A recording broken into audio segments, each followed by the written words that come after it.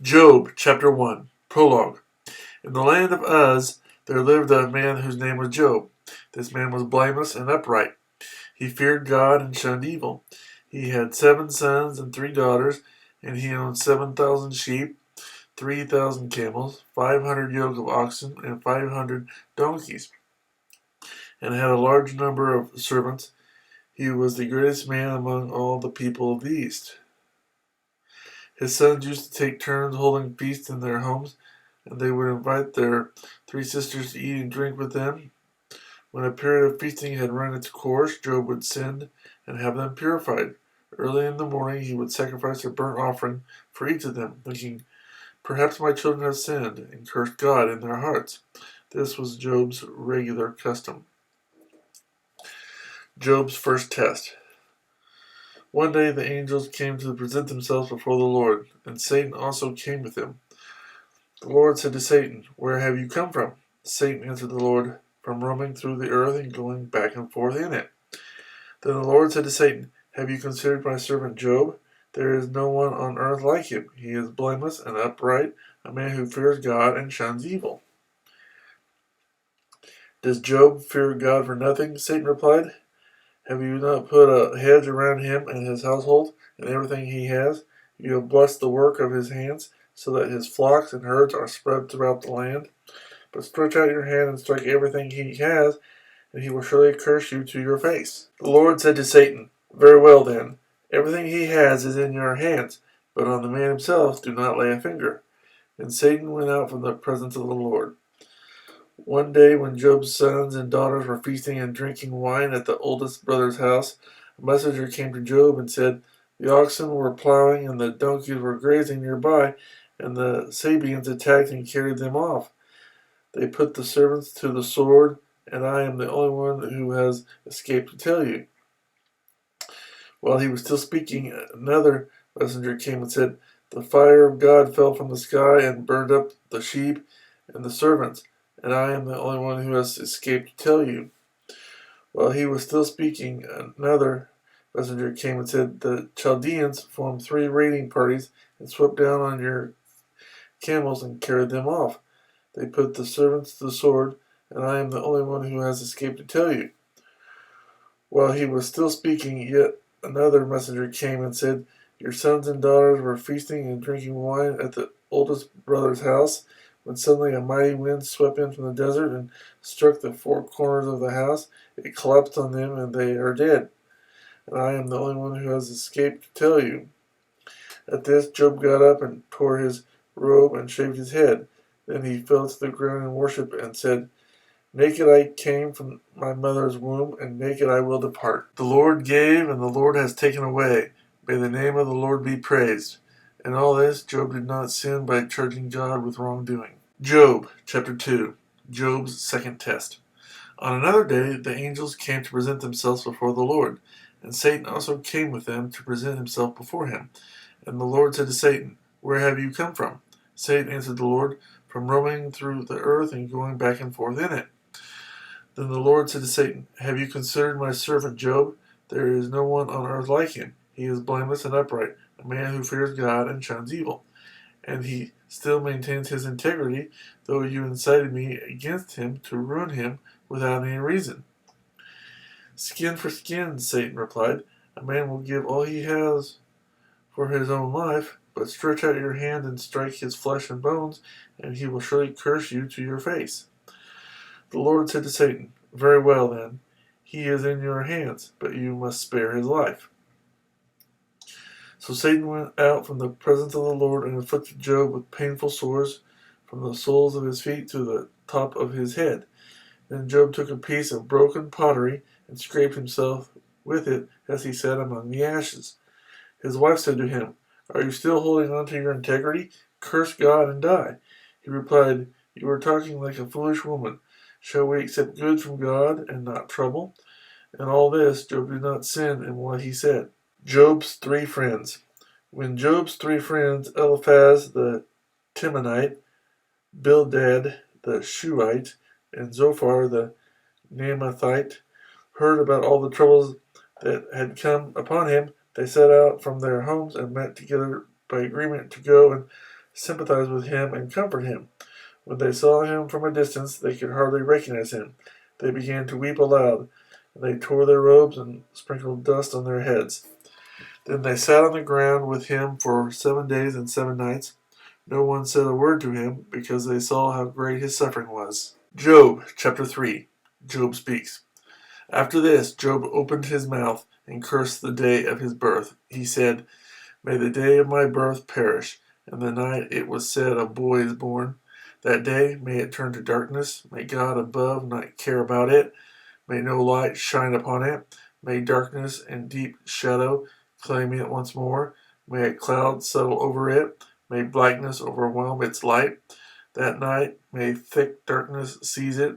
May it not be included among the days of the year, nor be entered in any of the months. May that night be barren. May no shout of joy be heard in it. May those who curse days curse that day. Those who are ready to rouse Leviathan. May its morning stars become dark. May it wait for daylight in vain, and not see the first rays of dawn. For it did not shut the doors of the womb on me, to hide trouble from my eyes. Why did I not perish at birth, and die as I came from the womb? Why were there knees to receive me, and breasts that I might be nursed? For now I would be lying down in peace. I would be asleep and at rest, with kings and counselors of the earth, who built for themselves places now lying in ruins, with rulers who had gold, who filled their houses with silver. Or why was I not hidden in the ground like a stillborn child, like an infant who never saw the light of day? There the wicked cease from turmoil, and there the weary are at rest. Captives also enjoy their ease. They no longer hear the slave drivers shout. The small and the great are there, and the slave is freed from his master. Why is light given to those in misery, and life to the bitter of soul, to those who long for death that does not come, who search for it more than for a hidden treasure, who are filled with gladness and rejoice when they reach the grave? Why is life given to a man whose way is hidden, for whom God has hedged in? For sighting comes to me instead of food. My groans pour out like water. What I feared has come upon me. What I dreaded has happened to me. I have no peace, no quietness. I have no rest, but only turmoil. Job, chapter 4. Eliphaz. Then Eliphaz the Temanite replied, If someone ventures a word with you, will you be impatient? But who can keep from speaking? Think how you have instructed many, how you have strengthened feeble hands. Your words have supported those who stumbled. You have strengthened faltering knees. But now trouble comes to you, and you are discouraged. It strikes you, and you are dismayed. Should not your pity be your confidence, and your blameless ways your hope? Consider now, who being innocent has ever perished? Where were the upright ever destroyed? As I have observed, those who plow evil, and those who sow trouble reap it. At the breath of God they are destroyed. At the blast of his anger they perish. The lions may roar and growl, yet the teeth of the great lions are broken. The lion perishes for lack of prey, and the cubs of the lioness are scattered. A word was secretly brought to me. My ears caught a whisper of it, amid disquieting dreams in the night, when deep sleep falls on men. Fear and trembling seized me, and made all my bones shake. A spirit glided past my face, and the hair on my body stood on end. It stopped, but I could not tell what it was. A form stood before my eyes, and I heard a hushed voice. Can a mortal be more righteous than God? Can a man be more pure than his Maker? If God places no trust in his servants, if he charges his angels with error, how much more those who live in houses of clay, whose foundations are in the dust, who are crushed more readily than a moth. Between dawn and dusk they are broken to pieces. Unnoticed, they perish forever. Are not the cords of their tent pulled up? so that they die without wisdom? Job chapter 5. Call if you will, but who will answer you? To which of the holy ones will you turn? Resentment kills a fool, and envy slays the simple. I myself have seen a fool taking root, but suddenly his house was cursed. His children are far from safety, crushed in court without a defender. The hungry consume his harvest, taking it even from among thorns, and the thirsty pant after his wealth. For hardship does not spring from the soil, nor does trouble sprout from the ground. Yet man is born to trouble, as surely as sparks fly upward. But if it were I would appeal to God. I would lay my cause before him. He performs wonders that cannot be fathomed, miracles that cannot be counted. He bestows rain on the earth. He sends water upon the countryside. The lowly he sets on high, and those who mourn are lifted to safety. He thwarts the plans of the crafty, so that their hands achieve no success. He catches the wise in their craftiness, and the schemes of the wily are swept away. Darkness comes upon them in the daytime. At noon they grope as in the night. He saves the needy from the sword in their mouth. He saves them from the clutches of the powerful. So the poor have hope, and injustice shuts its mouth. Blessed is the man whom God corrects. So do not despise the discipline of the Almighty. For he wounds, but he also binds up. He injures, but his hands also heal. From 6 calamities he will rescue you. In 7 no harm will befall you. In famine he will ransom you from death, and in battle from the stroke of the sword. You will be protected from the lash of the tongue, and need not fear when destruction comes. You will laugh at destruction and famine, and need not fear the beasts of the earth, for you will have a covenant with the stones of the field, and the wild animals will be at peace with you. You will know that your tent is secure. You will take stock of your property and find nothing missing. You will know that your children will be many, and your descendants like the grass of the earth. You will come to the grave in full vigor, like sheaves gathered in season.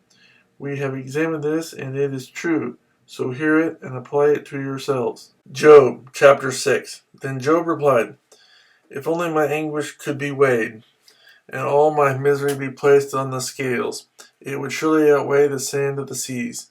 No wonder my words have been impetuous. The arrows of the Almighty are in me.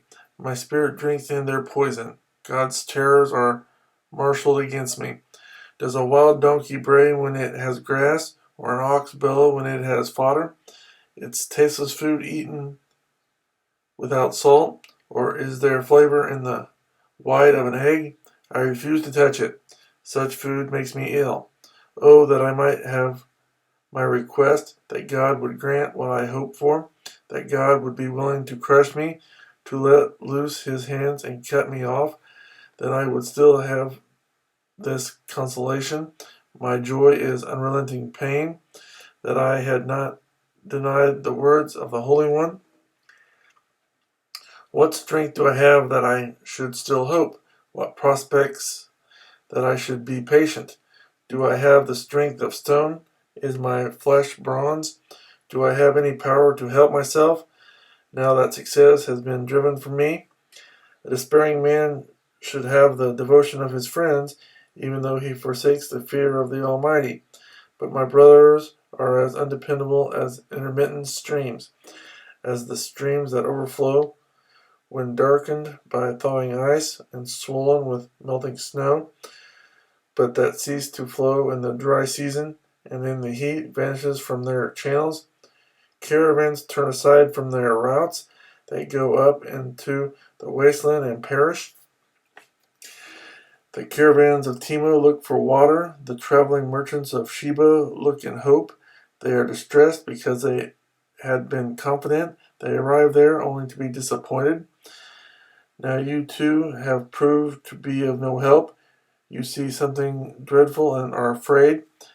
Have I ever said, give something on my behalf? Pay a ransom for me from your wealth. Deliver me from the hand of the enemy. Ransom me from the clutches of the ruthless. Teach me, and I will be quiet. Show me where I have been wrong. How painful are honest words! But what do your arguments prove? Do you mean to correct what I say, and treat the words of a despairing man as wind? You would even cast lots for the fatherless, and barter away your friend. But now be so kind as to look at me. Would I lie to your face? Relent. Do not be unjust. Reconsider, for my integrity is at stake. Is there any wickedness on my lips? Can my mouth not discern malice? Job chapter 7. Does not man have hard service on earth? Are not his days like those of a hired man, like a slave longing for the evening shadows, or a hired man waiting eagerly for his wages? So I have been allotted months of futility, and nights of misery have been assigned to me. When I lie down, I think how long before I get up. The night drags on, and I toss till dawn. My body is clothed with worms and scabs. My skin is broken and festering. My days are swifter than a weaver's shuttle, and they come to an end without hope. Remember, O God, that my life is but a breath.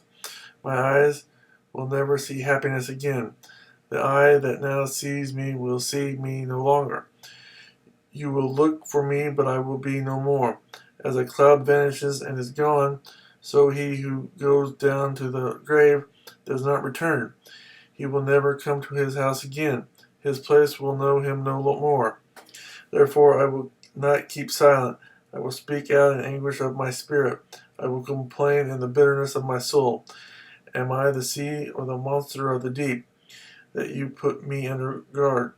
When I think my bed will comfort me, and my couch will ease my complaint, even then you frighten me with dreams, and terrify me with visions, so that I prefer strangling and death rather than this body of mine.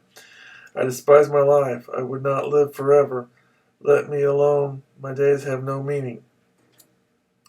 What is man that you make so much of him, that you give him so much attention, that you examine him every morning, and test him every moment?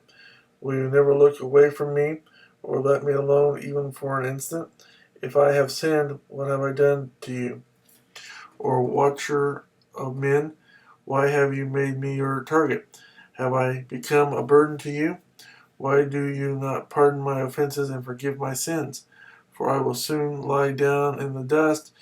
You will search for me, but I will be no more. Job chapter 8. Bildad. Then Bildad the Shuhite replied, How long will you say such things? Your words are a blustering wind.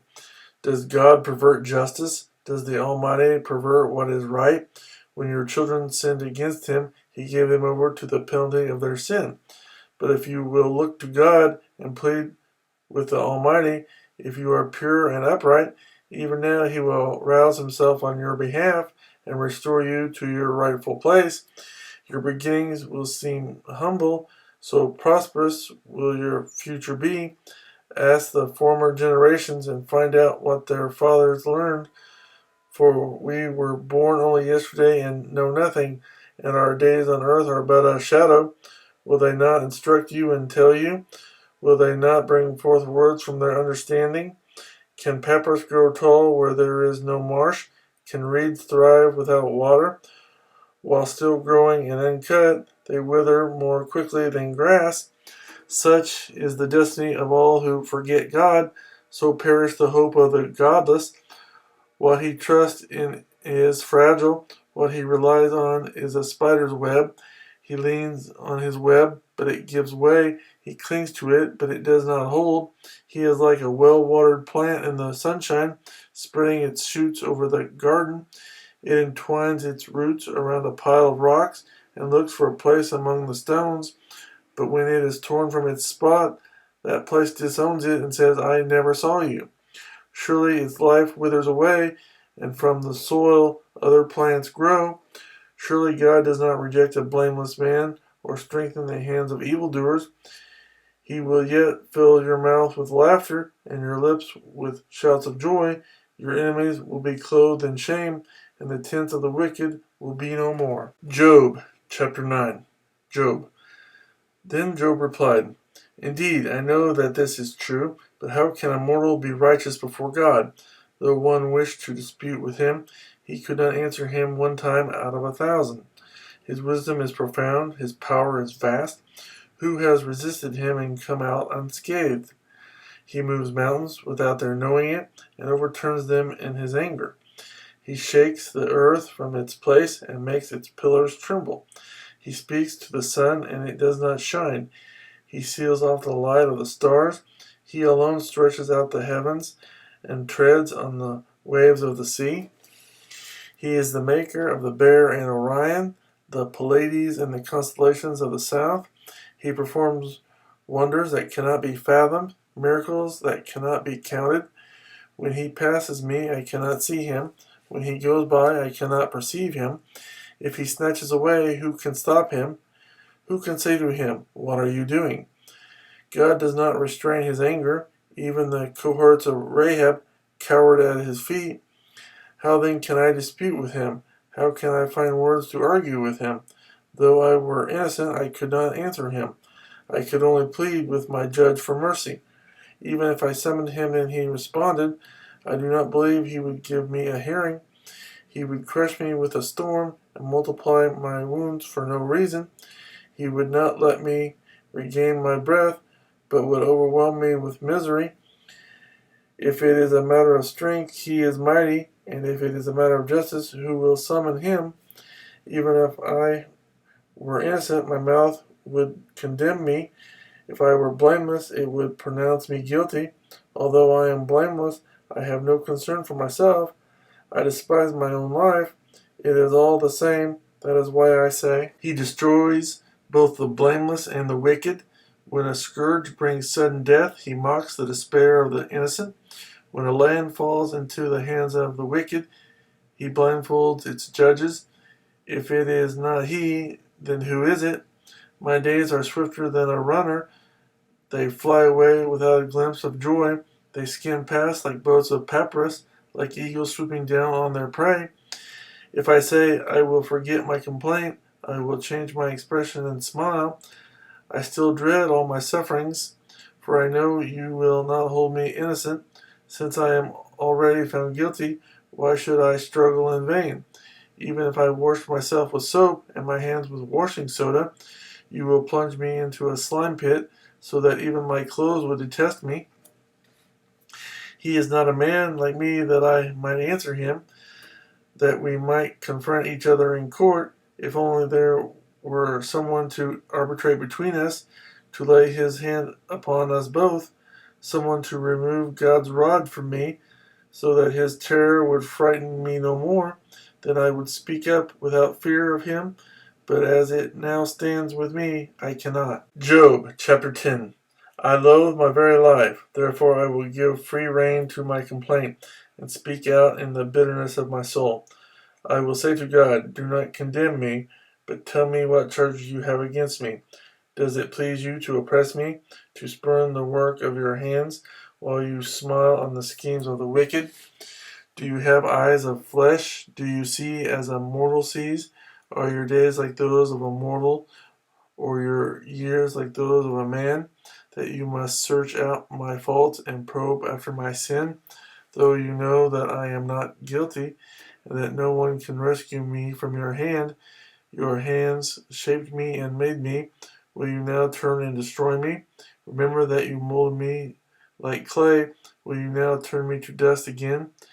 Did you not pour me out like milk, and curdle me like cheese, clothe me with skin and flesh, and knit me together with bones and sinews? You gave me life and showed me kindness, and in your providence watched over my spirit. But this is what you concealed in your heart, and I know that this was in your mind. If I sinned, you would be watching me, and would not let my offense go unpunished. If I am guilty, woe to me. Even if I am innocent, I cannot lift my head, for I am full of shame, and drowned in my affliction. If I hold my head high, you stalk me like a lion, and again display your awesome power against me. You bring new witnesses against me, and increase your anger toward me.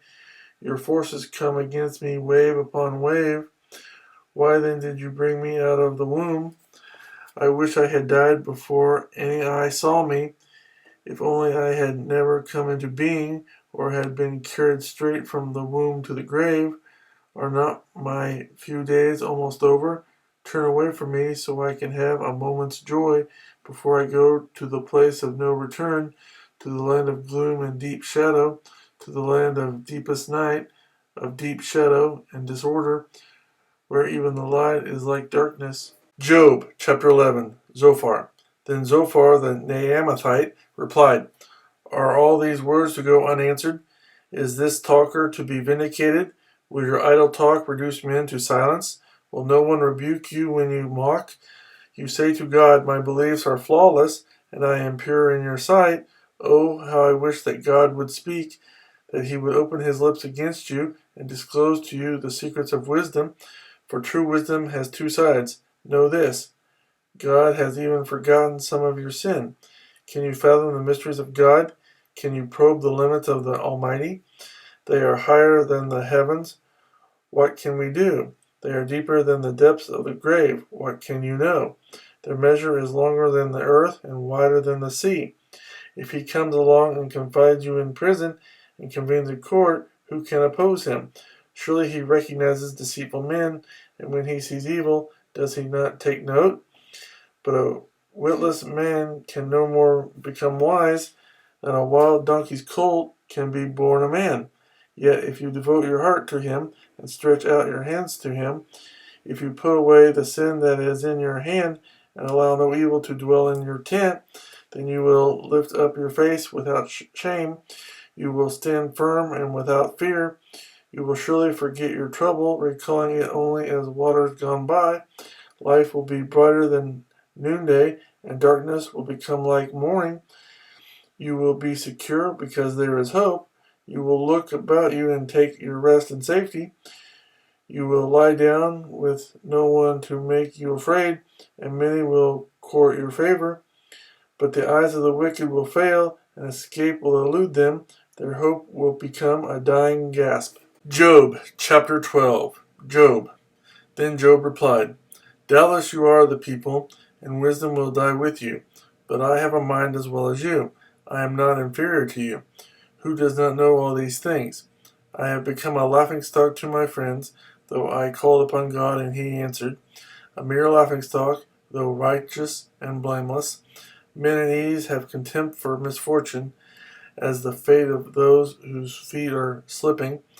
The tents of marauders are undisturbed, and those who provoke God are secure, those who carry their God in their hands.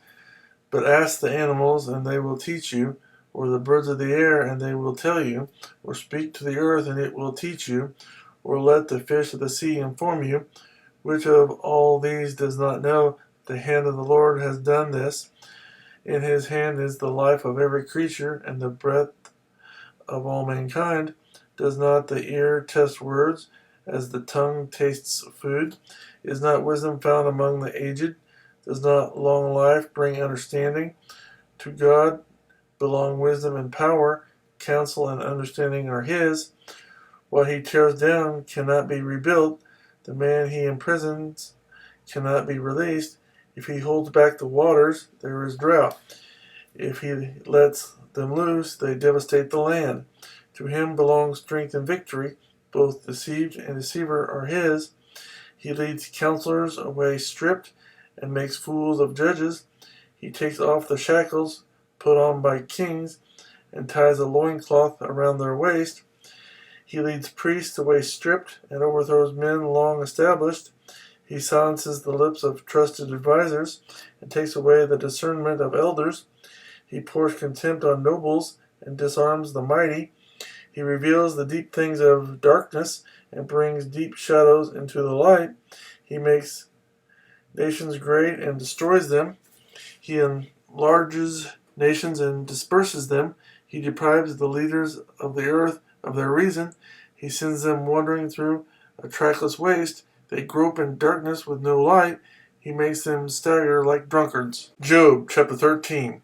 My eyes have seen all this. My ears have heard and understood it. What you know, I also know. I am not inferior to you, but I desire to speak to the Almighty and to argue my case with God. You, however, smear me with lies. You are worthless physicians, all of you. If only you would be altogether silent. For you, that would be wisdom. Hear now my argument. Listen to the plea of my lips. Will you speak wickedly on God's behalf? Will you speak deceitfully for him? Will you show him partiality? Will you argue the case for God? Would it turn out well if he examined you? Could you deceive him as you might deceive men? He would surely rebuke you if you secretly showed partiality. Would not his splendor terrify you? Would not the dread of him fall on you? Your maxims are proverbs of ashes. Your defenses are defenses of clay. Keep silent and let me speak. Then let come to me what may. Why do I put myself in jeopardy and take my life in my hands? Though he slay me, yet will I hope in him. I will surely defend my ways to his face. Indeed, this will turn out for my deliverance, for no godless man would dare come before him. Listen carefully to my words. Let your ears take in what I say. Now that I have prepared my case, I know I will be vindicated. Can anyone bring charges against me? If so, I will be silent and die. Oh, grant me these two things, O God, and then I will not hide from you. Withdraw your hand far from me, and stop frightening me with your terrors. Then summon me, and I will answer, or let me speak, and you reply. How many wrongs and sins have I committed? Show me my offense and my sin. Why do you hide your face, and consider me your enemy? Will you torment a wind-blown leaf? Will you chase after dry chaff? For you write down bitter things against me, and make me inherit the sins of my youth. You fasten my feet in shackles. You keep close watch on all my paths by putting marks on the soles of my feet. So man wastes away like something rotten, like a garment eaten by moths. Job chapter 14. Man born of woman is of few days and full of trouble. He springs up like a flower and withers away. Like a fleeting shadow, he does not endure. Do you fix your eye on such a one? Will you bring him before you for judgment? Who can bring what is pure from the impure? No one. Man's days are determined. You have decreed the number of his months, and have set limits he cannot exceed. So look away from him and let him alone, till he has put in his time like a hired man. At least there is hope for a tree. If it is cut down, it will sprout again, and its new shoots will not fail. Its roots may grow old in the ground, and its stump die in the soil, yet at the scent of water it will bud and put forth shoots like a plant. But man dies and is laid low. He breathes his last and is no more. As water disappears from the sea, or a river bed becomes parched and dry, so man lies down and does not rise. Till the heavens are no more, men will not awake, or be roused from their sleep. If only you would hide me in the grave and conceal me till your anger has passed. If only you would set me a time and then remember me. If a man dies, will he live again? All the days of my hard service I will wait for my renewal to come. You will call and I will answer you. You will long for the creature your hands have made. Surely then you will count my steps, but not keep track of my sin. My offenses will be sealed up in a bag. You will cover over my sin. But as a mountain erodes and crumbles, and as a rock is moved from its place, as water wears away stones, and torrents wash away the soil, so you destroy man's hope. You overpower him once for all, and he is gone. You change his countenance and send him away. If his sons are honored, he does not know it. If they are brought low, he does not see it. He feels but the pain of his own body, and mourns only for himself. Job chapter 15. Eliphaz. Then Eliphaz the Temanite replied, Would a wise man answer with empty notions, or fill his belly with the hot east wind? Would he argue with useless words, with speeches that have no value? But you even undermine piety and hinder devotion to God. Your sin prompts your mouth. You adopt the tongue of the crafty. Your own mouth condemns you, not mine. Your own lips testify against you. Are you the first man ever born? Were you brought forth before the hills? Do you listen in on God's counsel? Do you limit wisdom to yourself? What do you know that we do not know? What insights do you have that we do not have? The gray-haired and the aged are on our side, men even older than your father. Are God's consolations not enough for you? Words spoken gently to you? Why has your heart carried you away? And why do your eyes flash? So that you vent your rage against God and pour out such words from your mouth? What is man, that he could be pure, or one born of woman, that he could be righteous? If God places no trust in his holy ones, if even the heavens are not pure in his eyes, how much less man, who is vile and corrupt, who drinks up evil like water? Listen to me, and I will explain to you. Let me tell you what I have seen, that wise men have declared, hiding nothing received from their fathers, to whom alone the land was given, when no alien passed among them. All his days the wicked man suffers torment, the ruthless through all the years stored up for him. Terrifying sounds fill his ears. When all seems well, marauders attack him. He despairs of escaping the darkness. He is marked for the sword. He wanders about, food for vultures. He knows the day of darkness is at hand. Distress and anguish fill him with terror. They overwhelm him like a king poised to attack. Because he shakes his fist at God and vaunts himself against the Almighty, defiantly charging against him with a thick, strong shield. Though his face is covered with fat and his waist bulges with flesh, he will inhabit ruined towns and houses where no one lives, houses crumbling to rubble. He will no longer be rich, and his wealth will not endure, nor will his possessions spread over the land. He will not escape the darkness. A flame will wither his shoots, and the breath of God's mouth will carry him away.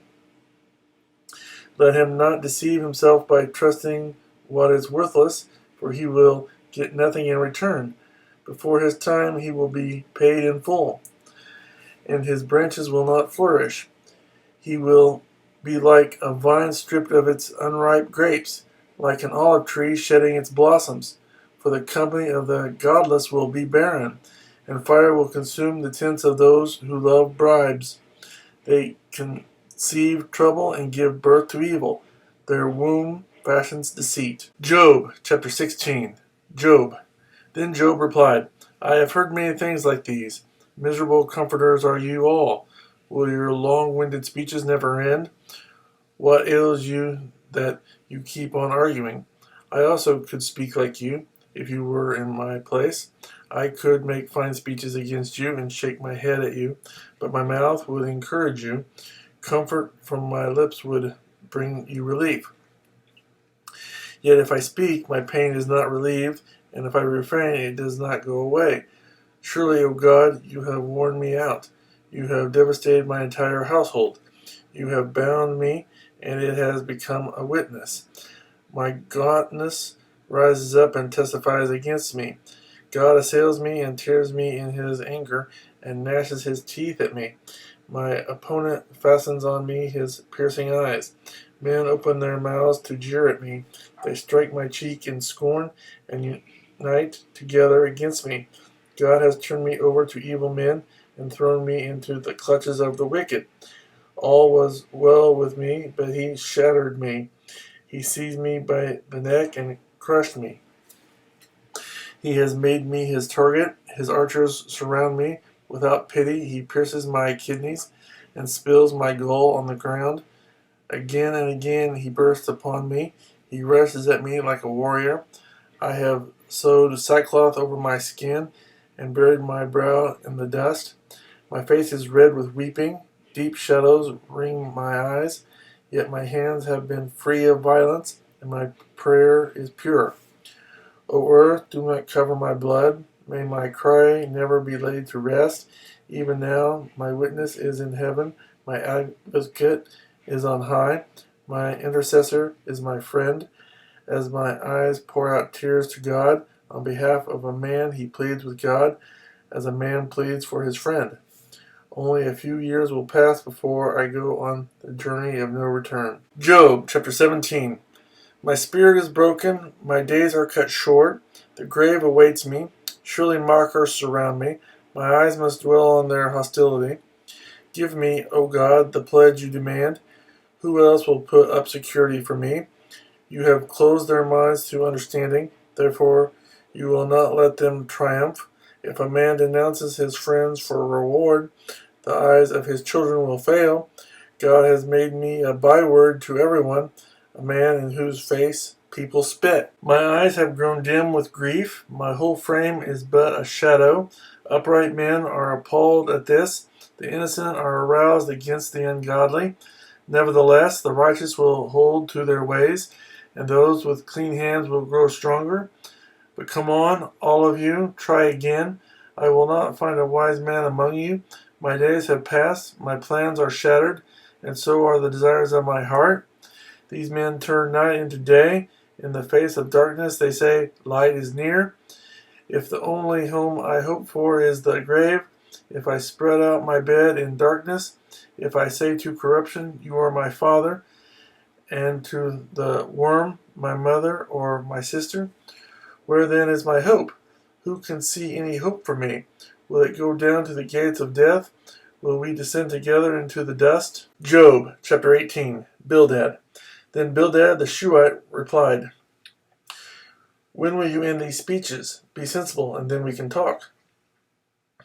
Why are we regarded as cattle and considered stupid in your sight? You who tear yourself to pieces in your anger, is the earth to be abandoned for your sake? Or must the rocks be moved from their place? The lamp of the wicked is snuffed out. The flame of his fire stops burning. The light in his tent becomes dark. The lamp beside him goes out. The vigor of his step is weakened. His own schemes throw him down. His feet thrust him into a net, and he wanders into its mesh. A trap seizes him by the heel. A snare holds him fast. A noose is hidden for him on the ground. A trap lies in his path. Terrors startle him on every side, and dog his every step. Calamity is hungry for him. Disaster is ready for him when he falls. It eats away parts of his skin. Death's firstborn devours his limbs. He is torn from the security of his tent and marched off to the king of terrors. Fire resides in his tent. Burning sulfur is scattered over his dwelling. His roots dry up below, and his branches wither above. The memory of him perishes from the earth. He has no name in the land. He is driven from light into darkness, and is banished from the world. He has no offspring or descendants among his people, no survivor where once he lived. Men of the west are appalled at his fate. Men of the east are seized with horror. Surely such is the dwelling of an evil man. Such is the place of one who knows not God. Job, chapter 19. Job. Then Job replied, how long will you torment me and crush me with words? 10 times now you have reproached me. Shamelessly you attack me. If it is true that I have gone astray, my error remains my concern alone. If indeed you would exalt yourselves above me and use my humiliation against me, then know that God has wronged me and drawn his net around me.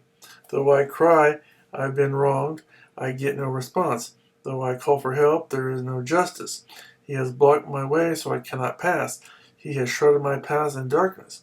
He has stripped me of my honor and removed the crown from my head. He tears me down on every side till I am gone. He uproots my hope like a tree. His anger burns against me. He counts me among his enemies. His troops advance in force. They build a siege ramp against me and encamp around my tent.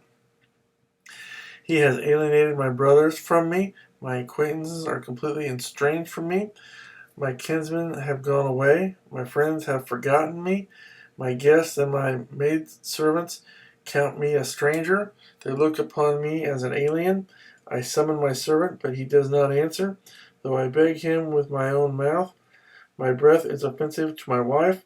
I am loathsome to my own brothers. Even the little boys scorn me. When I appear, they ridicule me. All my intimate friends detest me. Those I love have turned against me. I am nothing but skin and bones. I have escaped with only the skin of my teeth. Have pity on me, my friends, have pity, for the hand of God has struck me. Why do you pursue me as God does? Will you never get enough of my flesh? Oh, that my words were recorded, that they were written on a scroll, that they were inscribed with an iron tool on lead, or engraved in rock forever. I know that my Redeemer lives, and that in the end he will stand upon the earth. And after my skin has been destroyed, yet in my flesh I will see God. I myself will see him with my own eyes, I, and not another. How my heart yearns within me. If you say, how we will hound him, since the root of the trouble lies in him, you should fear the sword yourselves, for wrath will bring punishment by the sword, and then you will know that there is judgment. Job chapter 20. Zophar. Then Zophar the Naamathite replied, my troubled thoughts prompt me to answer, because I am greatly disturbed. I hear a rebuke that dishonors me, and my understanding inspires me to reply. Surely you know how it has been from of old, ever since man was placed on the earth, that the mirth of the wicked is brief, the joy of the godless lasts but a moment, though his pride reaches to the heavens, and his head touches the clouds. He will perish forever like his own dung. Those who have seen him will say, where is he? Like a dream he flies away, no more to be found, banished like a vision of the night. The eye that saw him will not see him again. His place will look on him no more. His children must make amends to the poor. His own hands must give back his wealth. The youthful vigor that fills his bones will lie with him in the dust. Though evil is sweet in his mouth, and he hides it under his tongue, though he cannot bear to let it go, and keeps it in his mouth, yet his food will turn sour in his stomach. It will become the venom of serpents within him. He will spit out the riches he swallowed. God will make his stomach vomit them up. He will suck the poison of serpents. The fangs of an adder will kill him. He will not enjoy the streams, the rivers flowing with honey and cream. What he toiled for he must give back uneaten. He will not enjoy the profit from his trading, for he has oppressed the poor and left them destitute. He has seized houses he did not build. Surely he will have no respite from his craving. He cannot save himself by his treasure. Nothing is left for him to devour. His prosperity will not endure. In the midst of his plenty, distress will overtake him. The full force of misery will come upon him. When he has filled his belly, God will vent his burning anger against him and rain down his blows upon him. Though he flees from an iron weapon, a bronze-tipped arrow pierces him. He pulls it out of his back, the gleaming point out of his liver. Terrors will come over him. Total darkness lies in wait for his treasures. A fire, unfanned, will consume him and devour what is left in his tent. The heavens will expose his guilt. The earth will rise up against him. A flood will carry off his house. Rushing waters on the day of God's wrath. Such is the fate. Job, chapter 21. Job. Then Job replied, listen carefully to my words. Let this be the consolation you give me. Bear with me while I speak, and after I have spoken, mock on.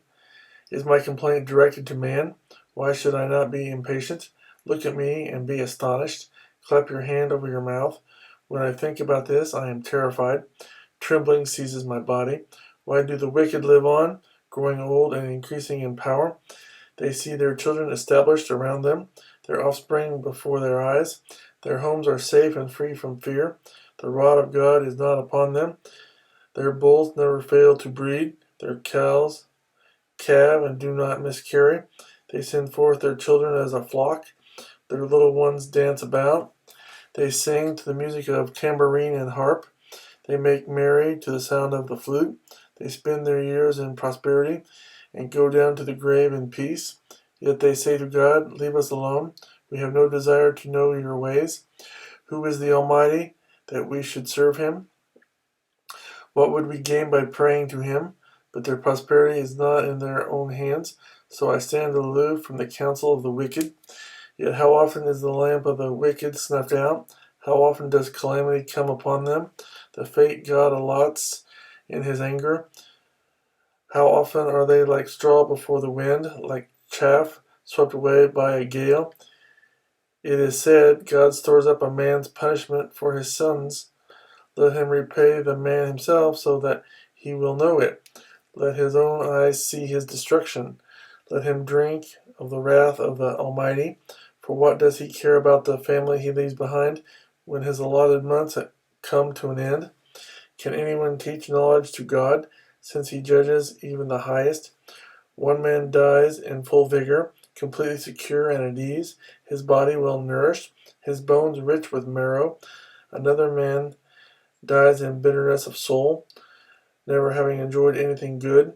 Side by side they lie in the dust, and worms cover them both. I know full well what you are thinking, the schemes by which you would wrong me. You say, where now is a great man's house? The tents where wicked men live. Have you never questioned those who travel? Have you paid no regard to their accounts? That the evil man is spared from the day of calamity, that he is delivered from the day of wrath? Who denounces his conduct to his face? Who repays him for what he has done? He is carried to the grave, and watch is kept over his tomb. The soil in the valley is sweet to him. All men follow after him, and a countless throng goes before him. So how can you console me with your nonsense? Nothing is left of your answers but falsehood. Job, chapter 22. Eliphaz.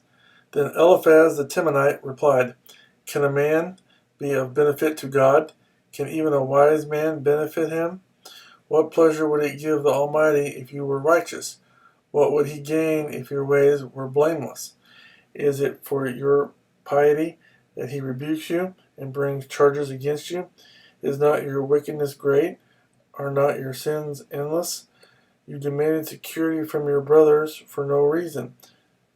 You stripped men of their clothing, leaving them naked.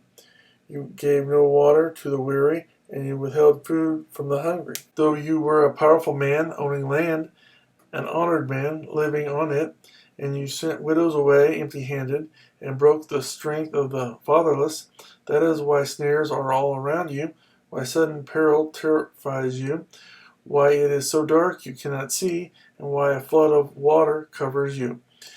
Is not God in the heights of heaven? And see how lofty are the highest stars? Yet you say, what does God know?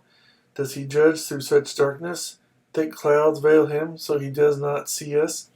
As he goes about in the vaulted heavens, will you keep to the old path that evil men have trod? They were carried off before their time, their foundations washed away by a flood. They said to God, leave us alone. What can the Almighty do to us? Yet it was he who filled their houses with good things. So I stand aloof from the counsel of the wicked. The righteous see their ruin and rejoice. The innocent mock them, saying, surely our foes are destroyed, and fire devours their wealth. Submit to God and be at peace with him. In this way prosperity will come to you. Accept instruction from his mouth, and lay up his words in your heart. If you return to the Almighty, you will be restored. If you remove wickedness far from your tent, and assign your nuggets to the dust, your gold of Ophir to the rocks in the ravines, then the Almighty will be your gold, the choicest silver for you. Surely then you will find delight in the Almighty, and will lift up your face to God. You will pray to him, and he will hear you, and you will fulfill your vows. What you decide on will be done, and light will shine on your ways. When men are brought low and you say, lift them up, then he will save the downcast. He will deliver even one who is not innocent. who will be delivered. Job chapter 23. Job. Then Job replied, even today my complaint is bitter. His hand is heavy in spite of my groaning. If only I knew where to find him. If only I could go to his dwelling. I would state my case before him and fill my mouth with arguments. I would find out what he would answer me and consider what he would say. Would he oppose me with great power? No, he would not press charges against me. There an upright man could present his case before him, and I would be delivered forever from my judge. But if I go to the east, he is not there. If I go to the west, I do not find him. When he is at work in the north, I do not see him. When he turns to the south, I catch no glimpse of him. But he knows the way that I take. When he has tested me, I will come forth as gold. My feet have closely followed his steps. I have kept to his way without turning aside. I have not departed from the commands of his lips. I have treasured the words of his mouth more than my daily bread. But he stands alone, and who can oppose him? He does whatever he pleases. He carries out his decree against me, and many such plans he still has in store. That is why I am terrified before him. When I think of all this, I fear him. God has made my heart faint. The Almighty has terrified me. Yet I am not silenced by the darkness, by the thick darkness that covers my face. Job chapter 24. Why does the Almighty not set times for judgment? Why must those who know him look in vain for such days? Men move boundary stones. They pasture flocks they have stolen. They drive away the orphan's donkey and take the widow's ox in pledge. They thrust the needy from the path and force all the poor of the land into hiding. Like wild donkeys in the desert, the poor go about their labor of foraging food. The wasteland provides food for their children. They gather fodder in the fields and glean in the vineyards of the wicked. Lacking clothes, they spend the night naked. They have nothing to cover themselves in the cold.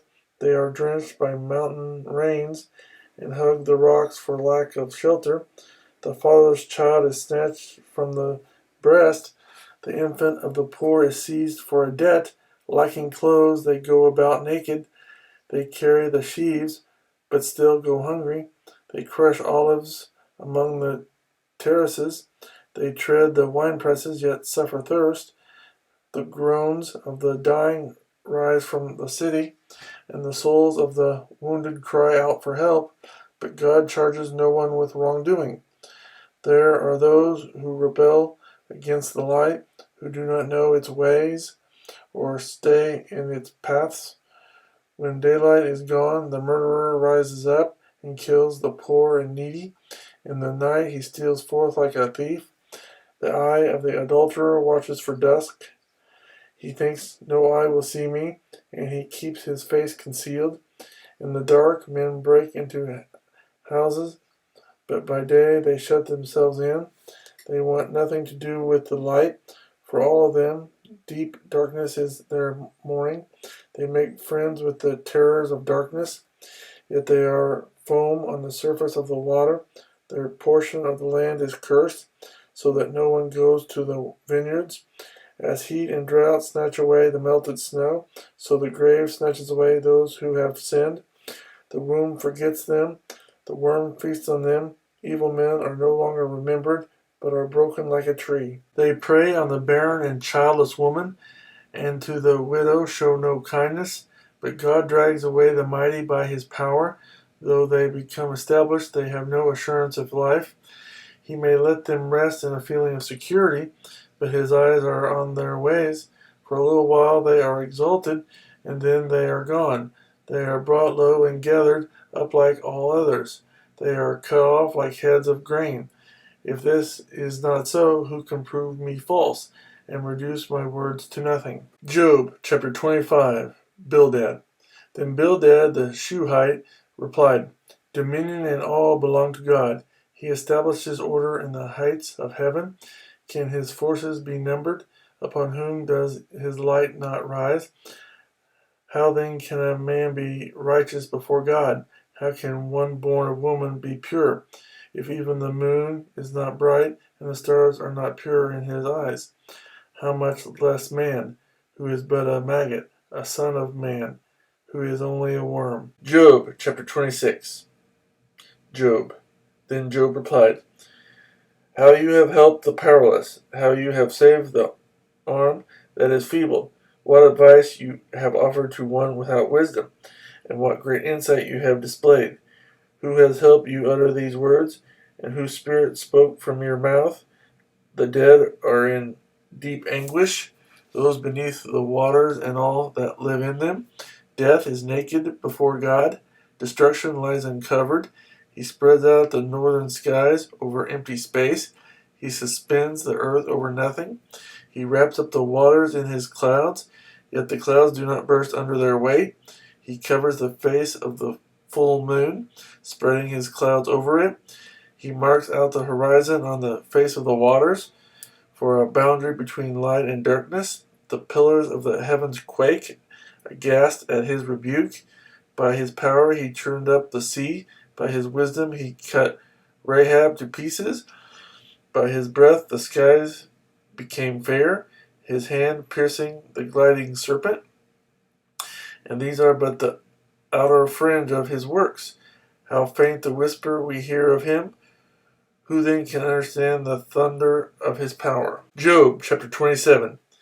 And Job continued his discourse.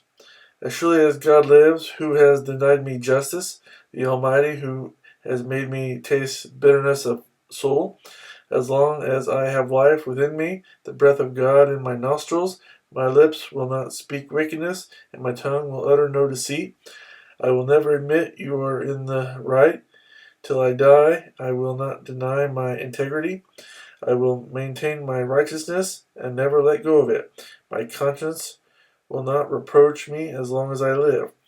May my enemies be like the wicked, my adversaries like the unjust. For what hope has the godless when he is cut off?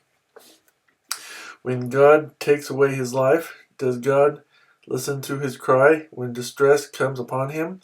Will he find delight in the Almighty? Will he call upon God at all times? I will teach you about the power of God, the ways of the Almighty I will not conceal. You have all seen this yourselves. Why then this meaningless talk? Here is the fate God allots to the wicked, the heritage a ruthless man receives from the Almighty. However many his children, their fate is the sword. His offspring will never have enough to eat.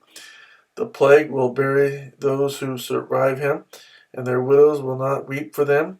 Though he heaps up silver like dust and clothes like piles of clay, what he lays up the righteous will wear, and the innocent will divide his silver. The house he builds is like a moss cocoon, like a hut made by a watchman. He lies down wealthy, but will do so no more. When he opens his eyes, all is gone. Terrors overtake him like a flood. A tempest snatches him away in the night. The east wind carries him off, and he is gone. It sweeps him out of his place.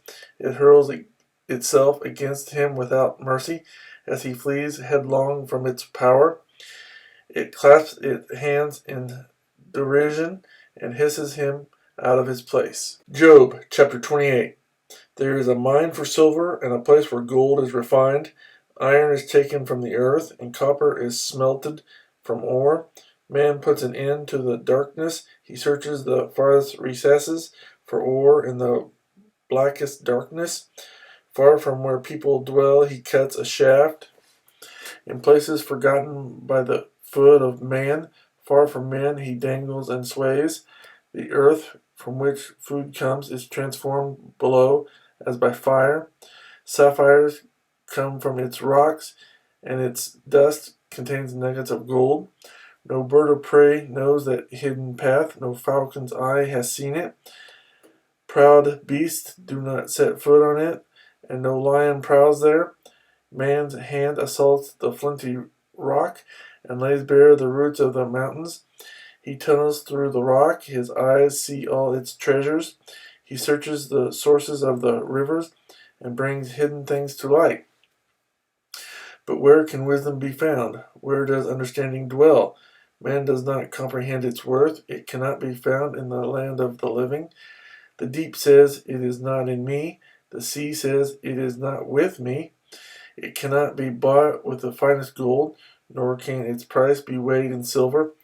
It cannot be bought with the gold of Ophir, with precious onyx or sapphires. Neither gold nor crystal can compare with it, nor can it be had for jewels of gold. Coral and jasper are not worthy of mention. The price of wisdom is beyond rubies. The topaz of Cush cannot compare with it. It cannot be bought with pure gold. Where then does wisdom come from?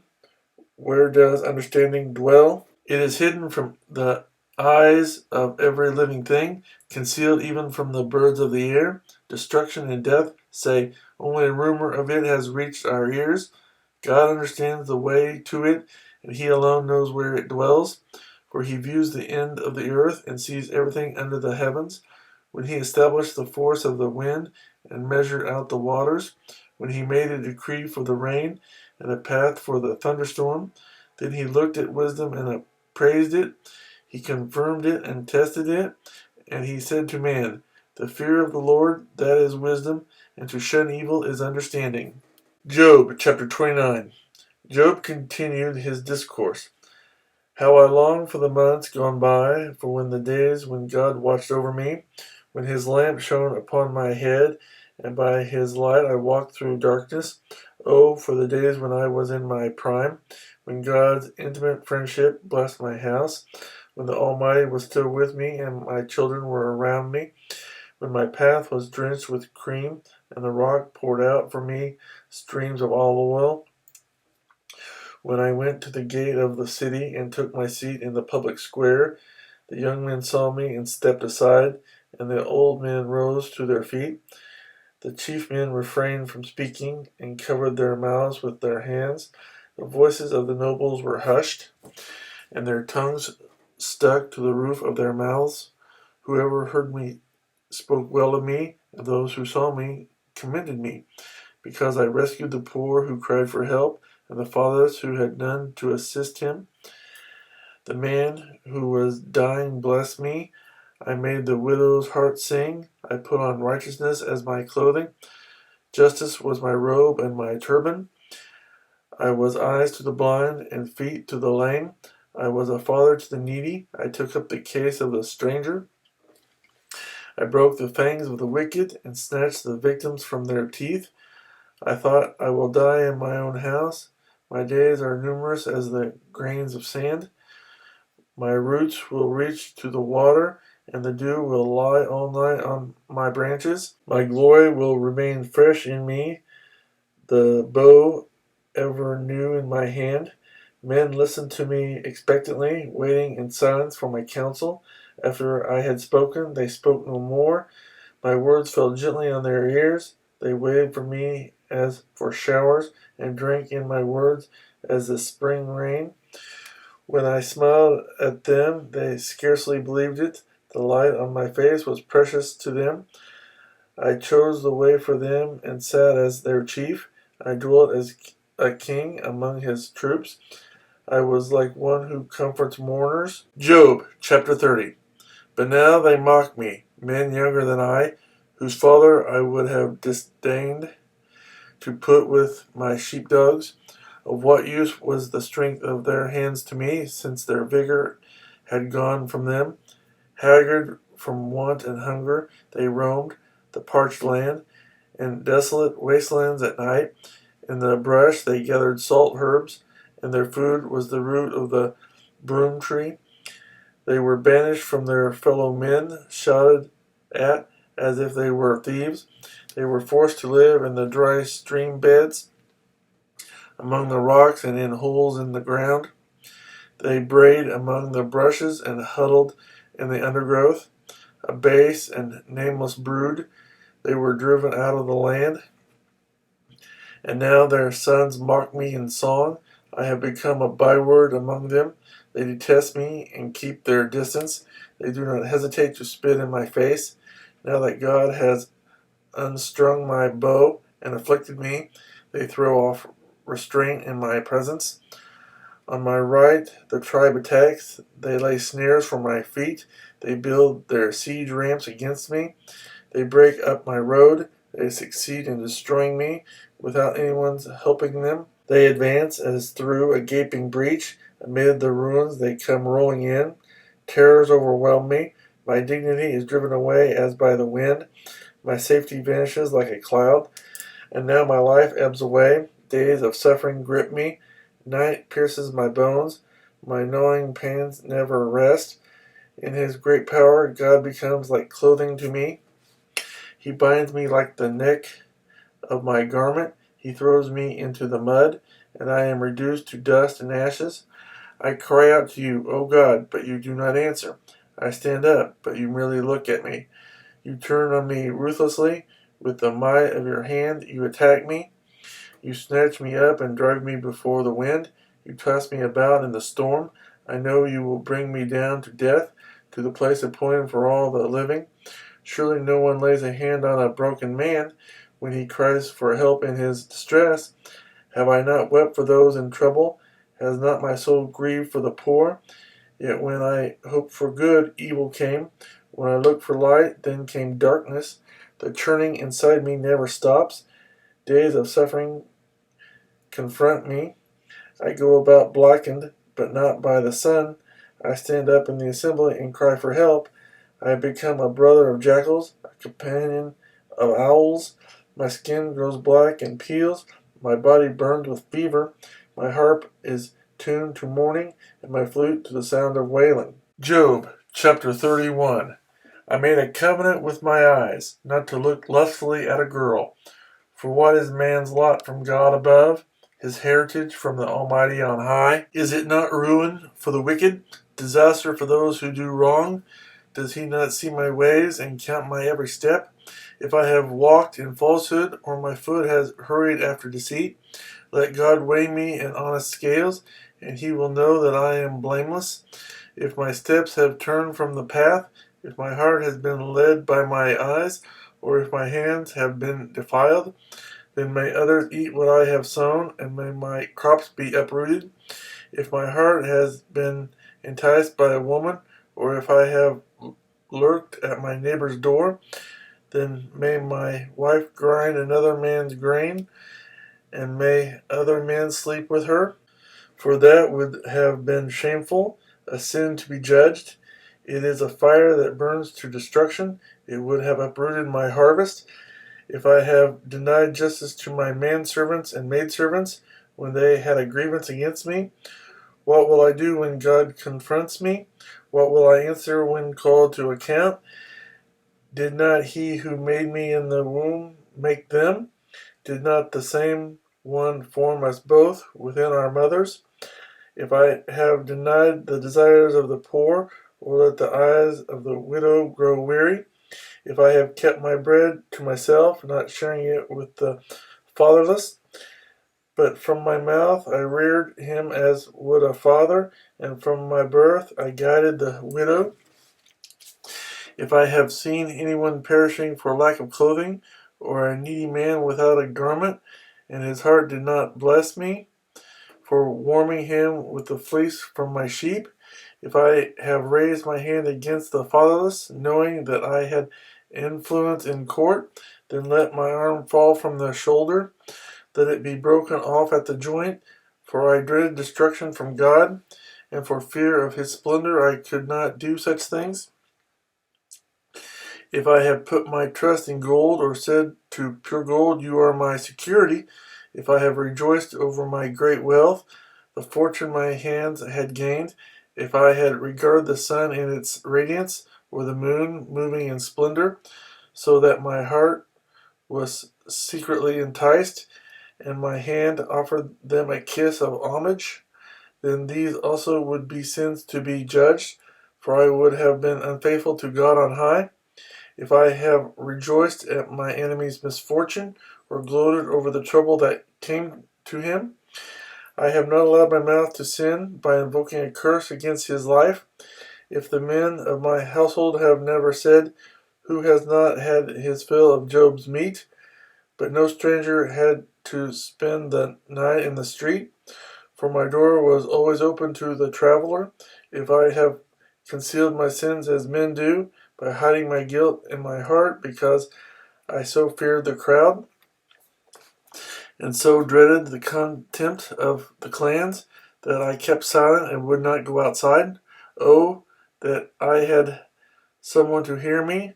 I sign now my defense. Let the Almighty answer me. Let the accuser put his indictment in writing. Surely I would wear it on my shoulder. I would put it on like a crown. I would give him an account of my every step. Like a prince, I would approach him. If my land cries out against me, and all its furrows are wet without tears, if I have devoured its yield without payment, or broken the spirit of its tenants, then let briars come up instead of wheat, and weeds instead of barley. The words of Job are ended. Job, chapter 32, Elihu. So these three men stopped answering Job because he was righteous in his own eyes. But Elihu, son of Barachel, the Buzite of the family of Ram, became very angry with Job for justifying himself rather than God. He was also angry with the three friends because they had found no way to refute Job, and yet had condemned him.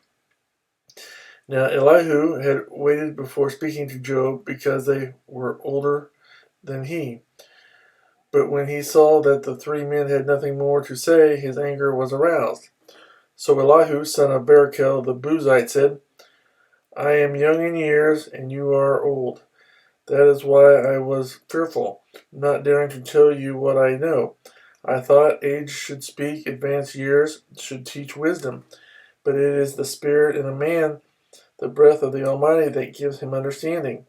It is not only the old who are wise, not only the aged who understand what is right. Therefore I say, listen to me. I too will tell you what I know. I waited while you spoke. I listened to your reasoning while you were searching for words. I gave you my full attention. But not one of you has proved Job wrong. None of you has answered his arguments. Do not say, we have found wisdom. Let God refute him, not man. But Job has not marshaled his words against me, and I will not answer him with your arguments. They are dismayed and have no more to say. Words have failed them. Must I wait now that they are silent, now that they stand there with no reply? I too will have my say. I too will tell what I know, for I am full of words, and the spirit within me compels me. Inside I am like bottled up wine, like new wineskins ready to burst. I must speak and find relief. I must open my lips and reply. I will show partiality to no one, nor will I flatter any man. For if I were skilled in flattery, my Maker would soon take me away. Job, chapter 33. But now, Job, listen to my words. Pay attention to everything I say. I am about to open my mouth. My words are on the tip of my tongue. My words come from an upright heart. My lips sincerely speak what I know. The Spirit of God has made me. The breath of the Almighty gives me life. Answer me then, if you can. Prepare yourself and confront me. I am just like you before God. I too have been taken from clay. No fear of me should alarm you, nor should my hand be heavy upon you. But you have said in my hearing, I heard the very words, I am pure and without sin. I am clean and free from guilt. Yet God has found fault with me. He considers me his enemy. He fastens my feet in shackles. He keeps close watch on all my paths. But I tell you, in this you are not right, for God is greater than man. Why do you complain to him that he answers none of man's words? For God does speak, now one way, now another, though man may not perceive it. In a dream, in a vision of the night, when deep sleep falls on men as they slumber in their beds, he may speak in their ears and terrify them with warnings, to turn man from wrongdoing and keep him from pride, to preserve his soul from the pit, his life from perishing by the sword, or man may be chastened on a bed of pain, with constant distress in his bones. so that his very being finds food repulsive, and his soul loathes the choicest meal. His flesh wastes away to nothing, and his bones, once hidden, now stick out. His soul draws near to the pit, and his life to the messengers of death. Yet if there is an angel on his side as a mediator, one out of 1,000, to tell a man what is right for him, to be gracious to him and say, spare him from going down to the pit, I have found a ransom for him, then his flesh is renewed like a child's. It is restored as in the days of his youth. He prays to God and finds favor with him. He sees God's face and shouts for joy. He is restored by God to his righteous state. Then he comes to men and says, I sinned and perverted what was right, but I did not get what I deserved. He redeemed my soul from going down to the pit, and I will live to enjoy the light. God does all these things to a man, twice, even 3 times, to turn back his soul from the pit, that the light of life may shine on him. Pay attention, Job, and listen to me. Be silent, and I will speak. If you have anything to say, answer me. Speak up, for I want you to be cleared. But if not, then listen to me. Be silent, and I will teach you wisdom. Job, chapter 34. Then Elihu said, Hear my words, you wise men. Listen to me, you men of learning. For the ears test words as the tongue tastes food. Let us discern for ourselves what is right. Let us learn together what is good. Job says, I am innocent, but God denies me justice. Although I am right, I am considered a liar. Although I am guiltless, his arrows inflict an incurable wound. What man is like Job, who drinks scorn like water? He keeps company with evildoers, he associates with wicked men. For he says, it profits a man nothing when he tries to please God. So listen to me, you men of understanding. Far be it from God to do evil, from the Almighty to do wrong. He repays a man for what he has done. He brings upon him what his conduct deserves. It is unthinkable that God would do wrong, that the Almighty would pervert justice, who appointed him over the earth, who put him in charge of the whole world. If it were his intention, and he withdrew his spirit and breath, all mankind would perish together, and man would return to the dust. If you have understanding, hear this. Listen to what I say. Can he who hates justice govern? Will you condemn the just and mighty one? Is he not the one who says to kings, you are worthless, and to nobles, you are wicked, who shows no partiality to princes, and does not favor the rich over the poor? For they are all the work of his hands. They die in an instant in the middle of the night. The people are shaken and they pass away. The mighty are removed without human hand. His eyes are on the ways of men. He sees their every step. There is no dark place, no deep shadow, where evildoers can hide. God has no need to examine men further, that they should come before him for judgment. Without inquiry, he shatters the mighty and sets up others in their place, because he takes note of their deeds. He overthrows them in the night, and they are crushed. He punishes them for their wickedness, where everyone can see them, because they turned from following him, and had no regard for any of his ways. They caused the cry of the poor to come before him, so that he heard the cry of the needy. But if he remains silent, who can condemn him? If he hides his face, who can see him? Yet he is over man and nation alike, to keep a godless man from ruling, from laying snares for the people. Suppose a man says to God, I am guilty, but will offend no more. Teach me what I cannot see. If I have done wrong, I will not do so again. Should God then reward you on your terms, when you refuse to repent? You must decide, not I. So tell me what you know. Men of understanding declare, wise men who hear me to say, Job speaks without knowledge, his words lack insight. Oh, that Job might be tested to the utmost, for answering like a wicked man. To his sin he adds rebellion. Scornfully he claps his hands among us, and multiplies his words against God. Job, chapter 35. Then Elihu said, "Do you think this is just? You say, 'I will be cleared by God.' Yet you ask him, 'What profit is it to me? And what do I gain by not sinning?' I would like to reply to you and to your friends with you. Look up at the heavens and see. Gaze at the clouds so high above you. If you sin, how does that affect him? If your sins are many, what does that do to him? If you are righteous, what do you give to him? Or what does he receive from your hand? Your wickedness affects only a man like yourself, and your righteousness only the sons of men. Men cry out under a load of oppression. They plead for relief from the arm of the powerful. But no one says, 'Where is God my Maker, who gives songs in the night, who teaches more to us than to the beasts of the earth, and makes us wiser than the birds of the air?' He does not answer when men cry out because of the arrogance of the wicked. Indeed, God does not listen to their empty plea. The Almighty pays no attention to it. How much less, then, will he listen when you say that you do not see him, that your case is before him, and you must wait for him, and further, that his anger never punishes, and he does not take the least notice of wickedness. So Job opens his mouth with empty talk.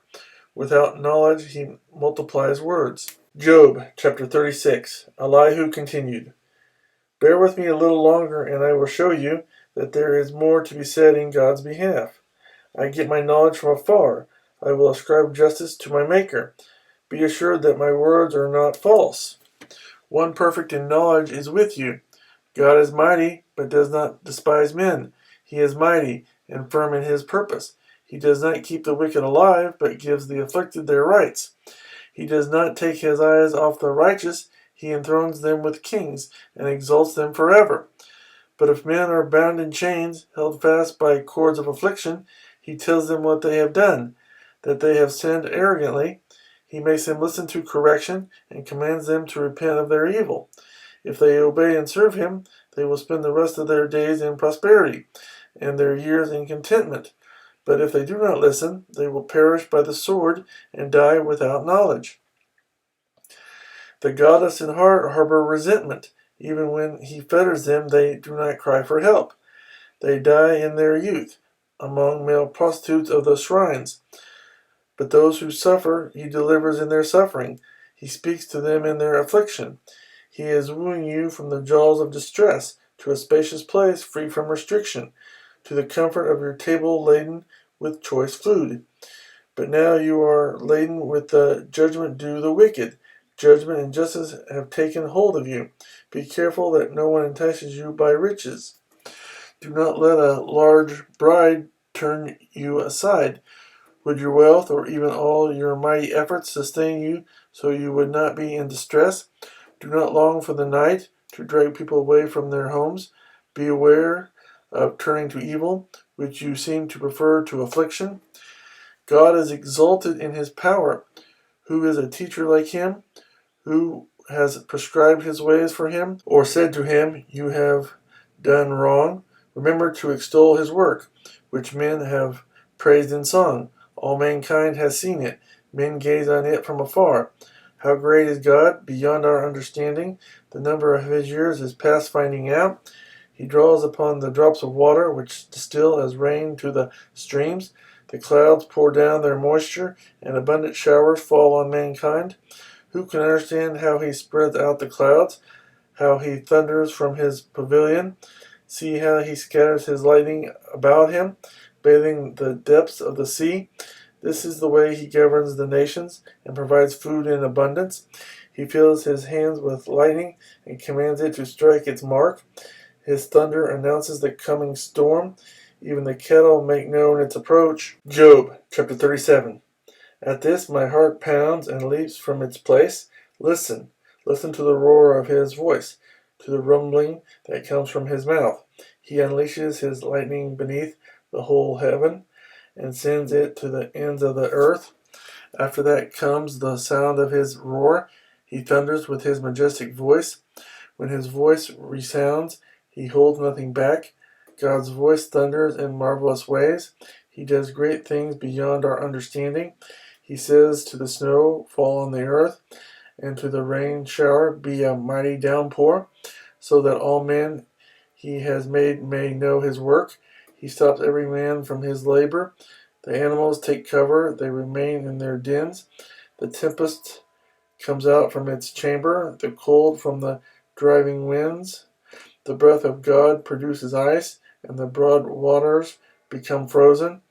He loads the clouds with moisture, he scatters his lightning through them.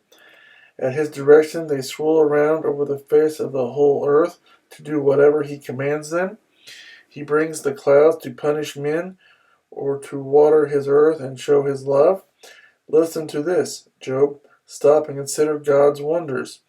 Do you know how God controls the clouds and makes his lightning flash? Do you know how the clouds hang poised? Those wonders of him who is perfect in knowledge.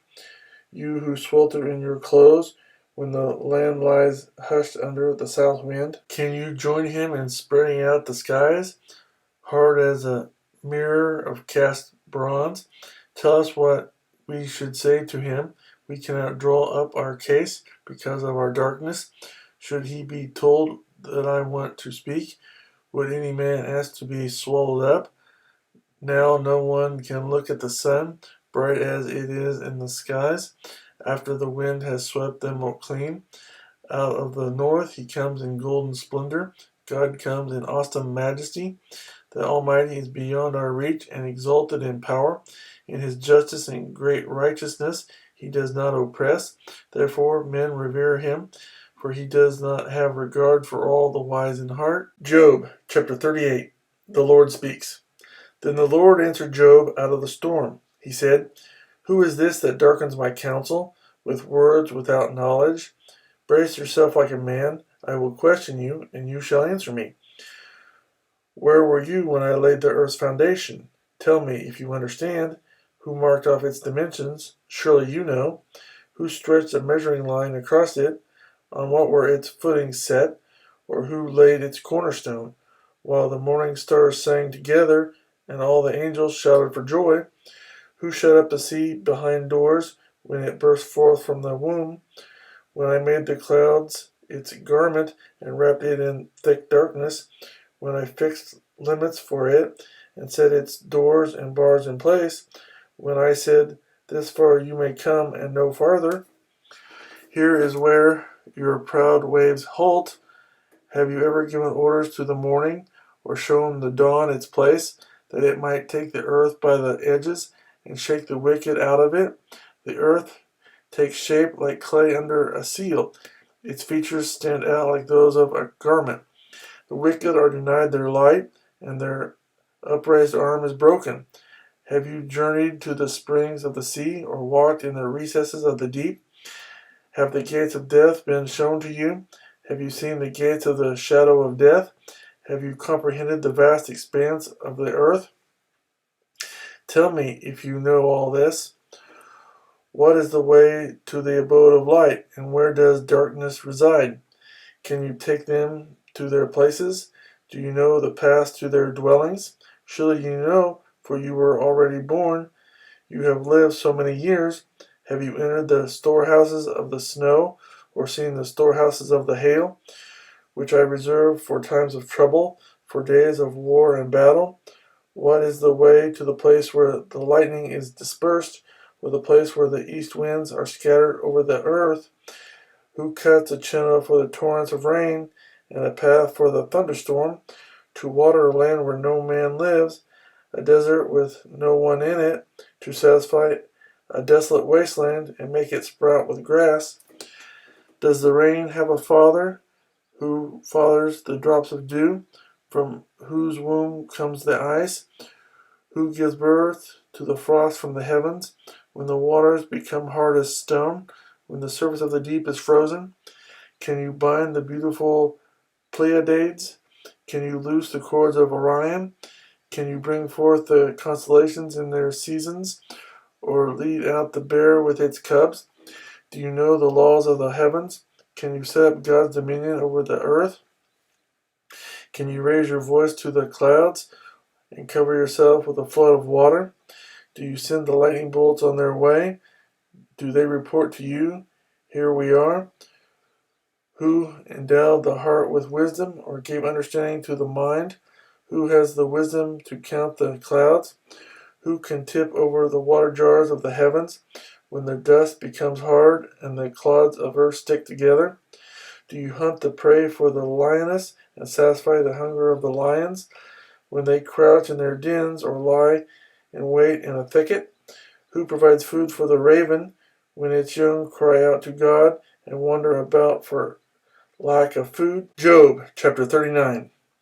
Do you know when the mountain goats give birth? Do you watch when the doe bears her fawn? Do you count the months till they bear? Do you know the time they give birth? They crouch down and bring forth their young. Their labor pains are ended. Their young thrive and grow strong in the wilds. They leave and do not return. Who let the wild donkey go free? Who untied his ropes? I gave him the wasteland as his home, the salt flats as his habitat. He laughs at the commotion in the town. He does not hear a driver's shout. He ranges the hills for his pasture and searches for any green thing. Will the wild ox consent to serve you? Will he stay by your manger at night? Can you hold him to the furrow with a harness? Will he till the valleys behind you? Will you rely on him for his great strength? Will you leave your heavy work to him? Can you trust him to bring in your grain and gather it to your threshing floor? The wings of the ostrich flap joyfully, but they cannot compare with the pinions and feathers of the stork. She lays her eggs on the ground and lets them warm in the sand, unmindful that a foot may crush them, that some wild animal may trample them. She treats her young harshly as if they were not hers. She cares not that her labor was in vain, for God did not endow her with wisdom or give her a share of good sense. Yet when she spreads her feathers to run, she laughs at horse and rider. Do you give the horse his strength, or clothe his neck with a flowing mane? Do you make him leap like a locust, striking terror with his proud snorting? He pulls fiercely, rejoicing in his strength, and charges into the fray. He laughs at fear, afraid of nothing. He does not shy away from the sword. The quiver rattles against his side, along with the flashing spear and lance. In frenzied excitement he eats up the ground. He cannot stand still when the trumpet sounds. At the blast of the trumpet he snorts, "Aha!" He catches the scent of battle from afar, the shout of commanders and the battle cry. Does the hawk take flight by your wisdom and spread his wings toward the south? Does the eagle soar at your command and build his nest on high? He dwells on a cliff and stays there at night. A rocky crag is his stronghold. From there he seeks out his food. His eyes detect it from afar. His young ones feast on blood, and where the slain are, there is he. Job chapter 40. The Lord said to Job, will the one who contends with the Almighty correct him? Let him who accuses God answer him. Then Job answered the Lord, I am unworthy. How can I reply to you? I put my hand over my mouth. I spoke once, but I have no answer. Twice, but I will say no more. Then the Lord spoke to Job out of the storm. Brace yourself like a man. I will question you, and you shall answer me. Would you discredit my justice? Would you condemn me to justify yourself?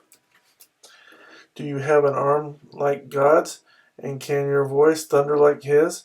Then adorn yourself with glory and splendor, and clothe yourself in honor and majesty. Unleash the fury of your wrath. Look at every proud man and bring him low.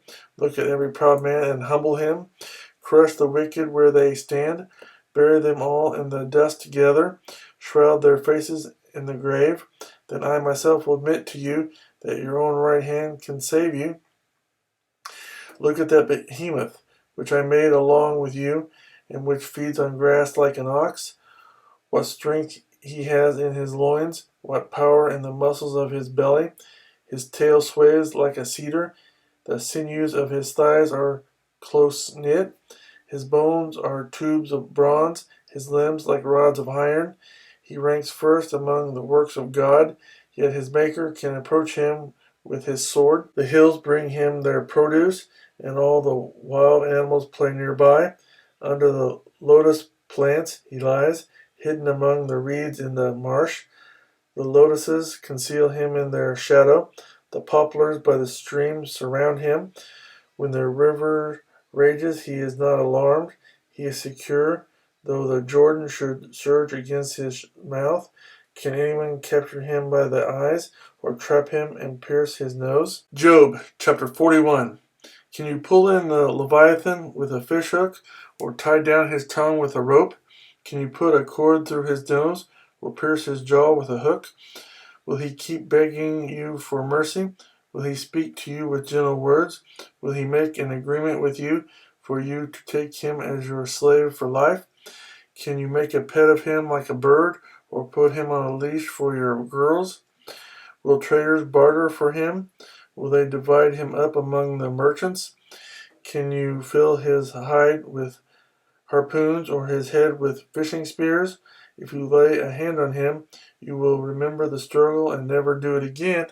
Any hope of subduing him is false. The mere sight of him is overpowering. No one is fierce enough to rouse him. Who then is able to stand against me? Who has a claim against me that I must pay? Everything under heaven belongs to me. I will not fail to speak of his limbs, his strength, and his graceful form. Who can strip off his outer coat? Who would approach him with a bridle? Who dares open the doors of his mouth, ring about with his fearsome teeth? His back has rows of shields tightly sealed together. Each is so close to the next that no air can pass between. They are joined fast to one another. They cling together and cannot be parted. His snorting throws out flashes of light. His eyes are like the rays of dawn. Firebrands stream from his mouth. Sparks of fire shoot out. Smoke pours from his nostrils as from a boiling pot over a fire of reeds. His breath sets coals ablaze, and flames dart from his mouth. Strength resides in his neck. Dismay goes before him. The folds of his flesh are tightly joined. They are firm and immovable.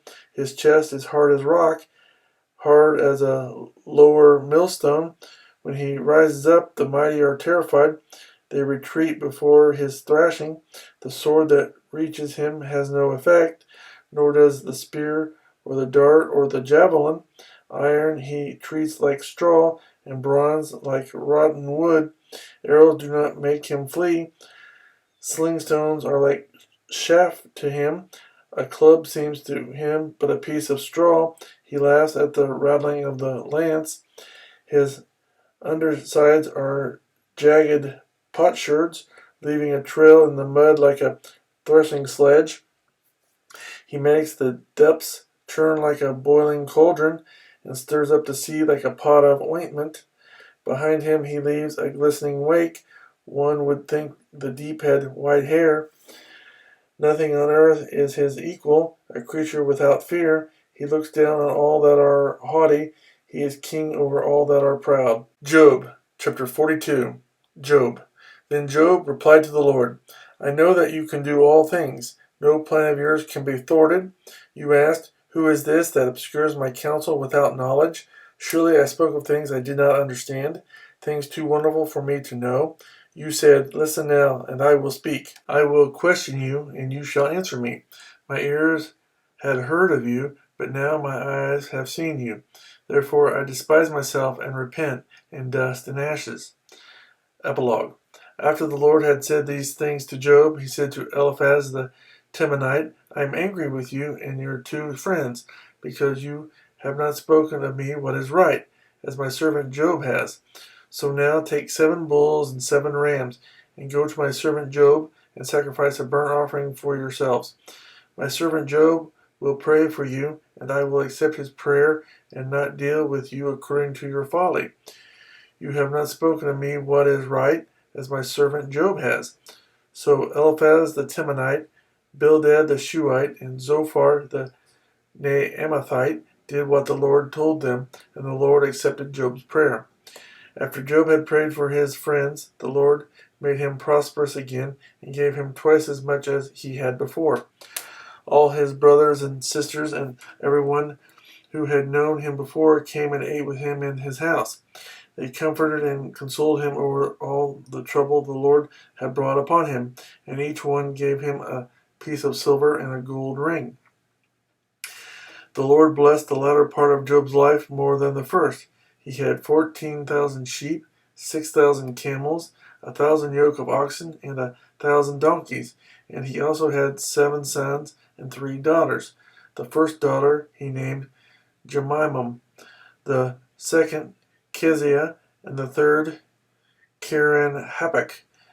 Nowhere in all the land were there found women as beautiful as Job's daughters, and their father granted them an inheritance along with their brothers. After this, Job lived 140 years. He saw his children and their children to the 4th generation, and so he died old and full of years.